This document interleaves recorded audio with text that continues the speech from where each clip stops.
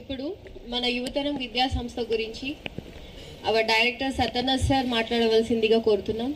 Please sir, welcome.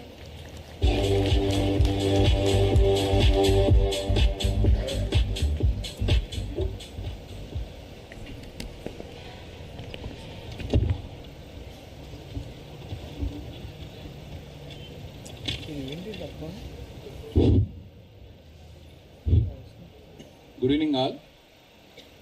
గౌరవనీయులైన మా ముఖ్య అతిథులు మా తిరుపతయ్య సార్, మా డైరెక్టర్, మా ప్రియమైన తల్లిదండ్రులు, అధ్యాపక బృందానికి మరియు నా రేపటి భారత రక్షకులకు, నా డిఫెన్స్ విద్యార్థులకు హృదయపూర్వక నమస్కారాలు. ఈరోజు మనం యువతరం junior college and defence academy వార్షికోత్సవం జరుపుకోవడం నాకు ఎంతో గర్వంగా ఉంది. ఈ వేడుక కేవలం పాఠాలు ఆటల కోసమే మాత్రమే కాదు, గత ఏడాది మనం సాధించిన విజయాలను గుర్తు చేసుకుంటూ భవిష్యత్ వైపు కొత్త ఉత్సాహంతో అడుగులు వేయడానికి ఈ వేదిక. తల్లిదండ్రులారా, ముందుగా ఇక్కడికి వచ్చిన తల్లిదండ్రులందరికీ నా యొక్క ధన్యవాదాలు. మీ బిడ్డ కేవలం ఒక జూనియర్ కాలేజీలో కాకుండా ఒక డిఫెన్స్ అకాడమీలో చేర్పించారంటే మీలో ఎంతటి దేశభక్తి ఉందో నాకు అర్థమవుతుంది. మీరు మీ పిల్లలను కేవలం డిగ్రీల కోసమే కాకుండా ఒక క్రమశిక్షణ కలిగిన యోధుడిగా తీర్చిదిద్దడానికి మాకు ఈ అవకాశాన్ని అప్పగించారు. గుర్తుంచుకోండి, ఈ వయసులో పిల్లలకు మీ మద్దతు చాలా అవసరం. ఎందుకంటే ఒత్తిడి పెంచకండి, వారి ధైర్యాన్ని పెంచండి.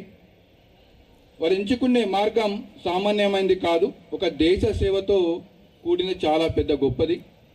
ఈ యజ్ఞం ఇంతటితో ఆపకుండా పిల్లలను బ్యాక్ బోన్ ఉంటూ సపోర్ట్ చేస్తూ ఎంకరేజ్ చేయండి.